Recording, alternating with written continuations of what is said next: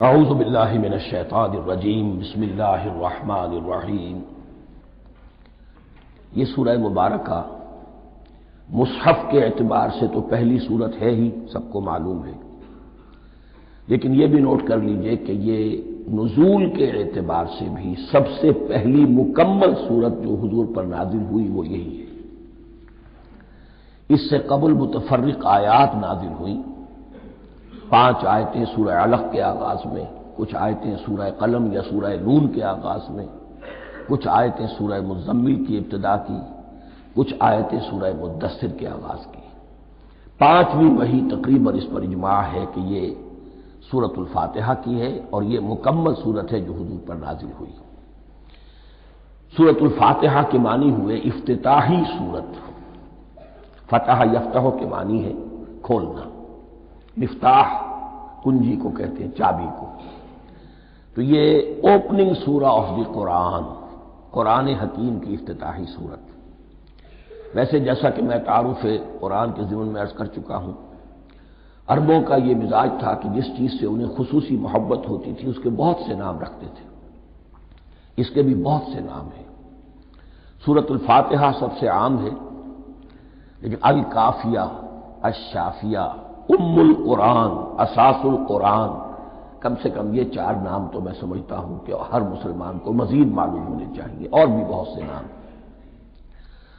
اس سورہ مبارکہ کی بالاتفاق و بالاجماع 7 آیتیں ہیں، اگرچہ ان کی ترتیب میں کچھ اختلاف ہے۔ ایک رائے یہ ہے، اور یہ رائے امام شافعی کی بھی ہے اور بصرہ کے جو قراء تھے ان کی بھی ہے، کہ آیت بسم اللہ بھی سورہ فاتحہ میں شامل ہے، اس کا جز ہے۔ وہ اس کو شامل کر کے پھر 7 آیتیں بناتے ہیں، تو آخری جنہیں ہم 2 آیتیں سمجھتے ہیں، صراط الذین انعمت علیہم غیر المغضوب علیہم ولا الضالین، وہ ان کے نزدیک ایک آیت ہے۔ تو گویا کہ نتیجہ یہ نکلا کہ آیتوں کی تعداد 7 ہی رہتی ہے۔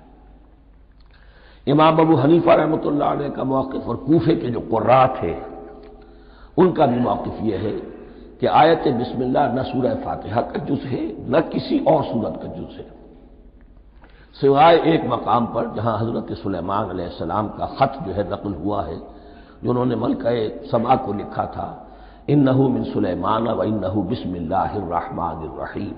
تو قرآن کے متن میں صرف اسی جگہ پر یہ آیت شامل سمجھتے ہیں، باقی یہ صرف علامت کے طور پر کہ یہاں سے ایک نئی سورت شروع ہو رہی ہے درج کی گئی ہے۔ اس سورہ مبارکہ کو الصلاح قرار دیا گیا ایک حدیث میں۔ اس کا جو اسلوب ہے وہ دعا کا ہے، اور دعا کے ساتھ اس کی جو مناسبت ہے، اور پھر اسی کی وجہ سے ہماری نماز کا یہ جزو لا ینفک بنا دیا گیا۔ بلکہ ایک حدیث جو میں آپ کو سناؤں گا اس میں اسی کو نماز قرار دیا گیا، الصلاح یہی ہے۔ ویسے وہ حدیث مبارک موجود ہے، لا صلاۃ لمن لم یقرأ بفاتحۃ الکتاب، جو شخص سورہ فاتحہ کی تلاوت نہیں کرتا اس کی کوئی نماز نہیں۔ اس کے حوالے سے بھی ہمارے ہاں 2 مسلک ہیں، ذکر صرف اس لیے کر رہا ہوں کہ آپ کے علم میں ہو، ان میں کوئی بنیادی فرق نہیں ہے۔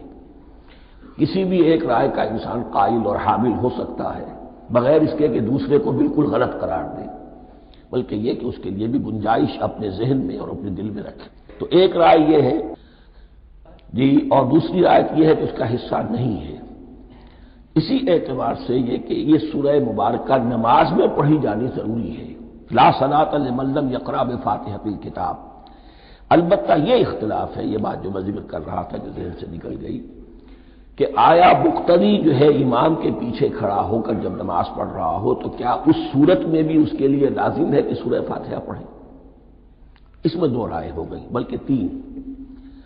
ایک رائے انتہائی ہے اور وہ فقہ حنفی کی طرف منسوب ہے، کہ اگر آپ امام کے پیچھے مقتدی کی حیثیت سے نماز پڑھ رہے ہیں تو کسی بھی رکعت میں آپ سورہ فاتحہ نہیں پڑھیں گے۔ ایک دوسری بالکل برعکس رائے ہے، وہ امام شافعی رحمۃ اللہ علیہ کی ہے، کہ ہر حالت میں چاہے امام جہری رکعت پڑھا رہا ہو جس میں وہ بلند آواز سے سورہ فاتحہ پڑھ رہا ہو، اور چاہے وہ سری رکعت ہو، ہر حالت میں مقتدی کو بھی پڑھنی ہے۔ ایک تیسری رائے بین ہے، وہ امام مالک کی ہے رحمۃ اللہ علیہ، کہ جو سری رکعت ہے جس میں کہ امام بھی خاموشی سے پڑھ رہا ہے، مقتدیوں کو بھی پڑھنی چاہیے۔ جو جہری رکعت ہے جس میں کہ امام بلند آواز سے پڑھ رہا ہے، اس میں مقتدیوں کو خاموش رہ کر پوری توجہ جو ہے سننے پر صرف کر دینی چاہیے۔ اذا قرئ القرآن فاستمعوا له وانصتوا، جب قرآن پڑھا جا رہا ہو تو پوری توجہ اس کے پڑھنے پر مرکوز کر دو اور خود خاموش رہو۔ میرے اپنی رائے میں یہ تیسری رائے سب سے زیادہ صائب ہے، اور اس میں کسی طرح کی بھی کوئی پیچیدگی پیدا نہیں ہوتی۔ بہرحال اس سورہ مبارکہ کا جو اسلوب ہے، میں نے عرض کیا دعائیہ ہے، البتہ قرآن مجید کے علم اور حکمت کے اعتبار سے، اس کے فلسفے کے اعتبار سے ایک بات سمجھ لینی چاہیے۔ قرآن کا فلسفہ یہ ہے کہ بنیادی ہدایت ہر انسان کے دل میں موجود ہے، بالقوہ، پوٹینشلی۔ یہ جو قرآن مجید یا اللہ کی کتابیں نازل ہوتی ہیں، یہ انہیں ایکٹیویٹ کرتی ہیں، وہ اندر کی جو ڈورمنٹ کانشسنس ہے، خوابیدہ شعور جو ہے، اسے بیدار کر کے اور پھر یہ کہ اسے اجاگر کرتی ہیں۔ ہر سلیم الفطرت انسان اور سلیم العقل انسان، دو سلامتی شرط ہیں۔ سلیم الفطرت، نیچر پرورٹڈ نہ ہو، فطرت مسخ نہ ہو گئی ہو، عقل سلیم ہو۔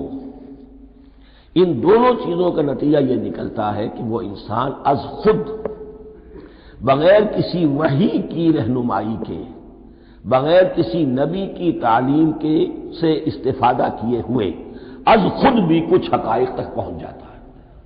اور وہ حقائق کیا ہے؟ نمبر ایک یہ کہ اس کائنات کا ایک خالق ہے اور وہ ایک ہے، اور وہ تمام صفات کمال سے متصف ہے۔ نمبر دو یہ کہ انسان کی زندگی صرف یہ زندگی نہیں ہے، بلکہ ایک اور زندگی ہے کہ جس میں اس زندگی کے اعمال کے نتائج برآمد ہوں گے۔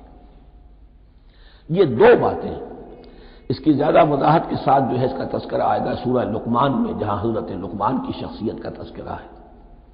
لیکن یہاں صرف یہ بات سمجھ لیجئے کہ قرآن کا فلسفہ یہ ہے کہ ہر انسان میں، ہر فرد نوع بشر میں، جو اپنی ولادت کے وقت مسلم ہوتا ہے، حضور کی حدیث ہے کل مولود یولد علی الفطرہ ابواہ یحودانہ او ینصرانہ او یمجسانہ، ہر بچہ نوع انسانی کا فطرت اسلام پر پیدا ہوتا ہے، وہ فطرت کے اندر وہ ہدایت ودیت ہے۔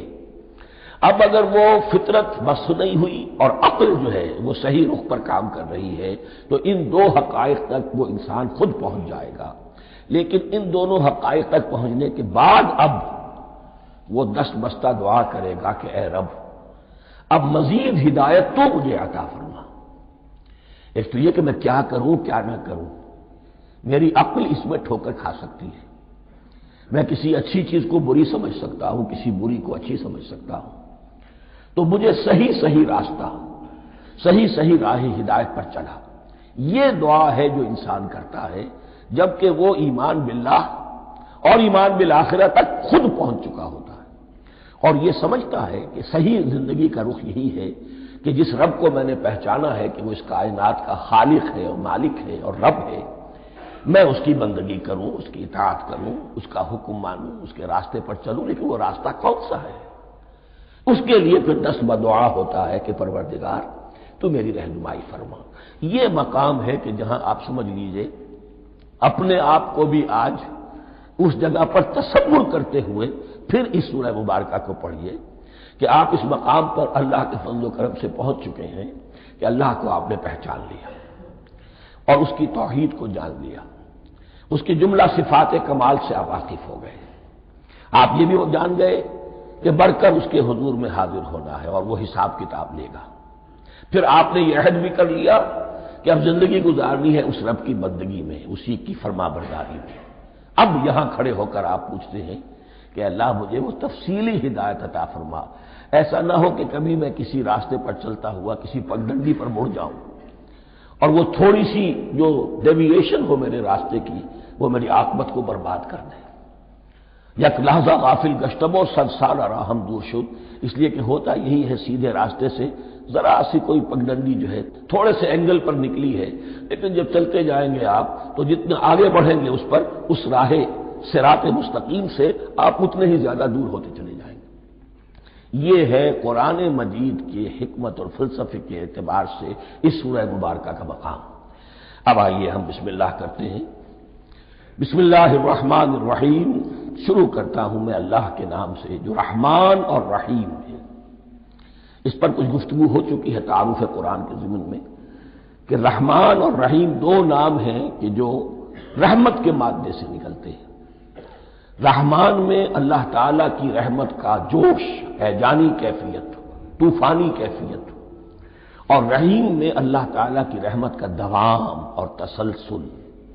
یہ دونوں کیفیات اللہ کی رحمت میں بیک وقت موجود ہیں، جس کا ہم تصور نہیں کر سکتے۔ ہم سمندر کو دیکھتے ہیں، متلاطم سمندر ہے، اس میں ہیجان ہے، طوفان ہے۔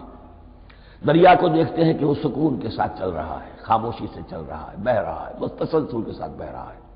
ہم ان دونوں کیفیات کو علیحدہ علیحدہ دیکھتے ہیں تو ہمارا ذہن ان دونوں کو بیک وقت اس کا تصور نہیں کر سکتا، تخیل ممکن نہیں۔ لیکن اللہ کی رحمت کی یہ دونوں شانیں مستقلاً ہر وقت موجود ہیں، بیک وقت، اسی لیے ان دونوں کے درمیان کہیں حرف عطف نہیں آئے گا۔ بسم اللہ الرحمن الرحیم، الحمد للہ رب العالمین۔ کل حمد، اور حمد کو ذہن میں رکھ لیجئے، حمد مساوی ہے تعریف جمع شکر۔ عام طور پر ترجموں میں ایک لفظ لایا جاتا ہے، کل تعریف اللہ کے لیے، یہ کافی نہیں ہے۔ تعریف آپ کسی شے کی کر سکتے ہیں جس میں کوئی حسن ہے، خوبی ہے، کسی بھی اعتبار سے، خواہ آپ کو اس کے حسن و خوبی سے کوئی فائدہ حاصل نہیں ہو رہا۔ ایک پھول ہے، بہت خوبصورت ہے، بس ٹھیک ہے، خوبصورت ہے، آپ نے کہا، تعریف کر دی۔ شکر کرتے ہیں آپ اس شے کا جس سے آپ کو کوئی فائدہ پہنچا ہو، استفادہ ہوا ہو، آپ کی کوئی ضرورت پوری ہوئی ہو، آپ کی کوئی مشکل رفع ہوئی ہو۔ اور آپ دیکھیں گے کہ حمد میں یہ شکر کا پہلو غالب ہے۔ جتنی بھی دعائیں ہیں حضور سے منقول، شکر کے مقام پر وہاں حمد آتا ہے۔ بھوک لگی ہوئی تھی، کھانا کھایا، الحمدللہ الذی اطعمنی وسقانی۔ اب یہاں دیکھیے ترجمہ تعریف نہیں، شکر ہے اس اللہ کا جس نے مجھے کھلایا اور پلایا۔ آپ بیت الخلاء سے باہر آئے، نجاستیں آپ سے دور ہو گئیں، طبیعت میں انشراح ہوا، الحمدللہ الذی اذھب عنی الاذی وعافانی۔ وہ شکر ہے اس اللہ کا جس نے اذیت بخش چیزیں مجھ سے دور کر دیں اور مجھے عافیت بخشی۔ تو یہ الحمدللہ رب العالمین، اللہ تعالیٰ کا حسن و کمال اور حسن و جمال اپنی جگہ بھی اس انتہا کا ہے کہ جتنی تعریف اس کا حق ہے ہم کر ہی نہیں سکتے، لیکن اس کے احسانات اور انعامات ہم پر اتنے ہیں کہ ہم ان کو بھی گن نہیں سکتے۔ لہذا ایک ہی احصاء ہم نے کر دیا الف لام کے ساتھ، الحمدللہ رب العالمین۔ تمام تعریفیں اور کل شکر اللہ کے لیے ہیں کہ جو تمام جہانوں کا پروردگار ہے، رب ہے، مالک ہے۔ رب میں ایک مفہوم ہوتا ہے ربوبیت کا، اور اس میں مفہوم شامل ہوتا ہے تربیت کا، ربیانی صغیرہ۔ تو مالک ہونا اور تربیت دینا، آپ جس شے کے مالک ہوں گے آپ چاہیں گے اس میں بڑھوتری ہو، اس میں اضافہ ہو، وہ نشو و نما پائے۔ تو یہ دونوں چیزیں آپس میں ایک دوسرے کا جڑی ہوئی ہیں، پروردگار بھی اور مالک بھی۔ عام طور پر عربی میں رب کا لفظ مالک کے لیے آتا ہے، رب البیت، رب الدار، رب المال۔ تو مالک وہاں پر ظاہر بات ہے کہ اس سے مراد کیا ہے، مال والا، گھر والا، گھر کا مالک۔ تو کل شکر اور کل تعریف اس اللہ کے لیے ہے جو تمام جہانوں کا مالک بھی ہے اور پروردگار بھی۔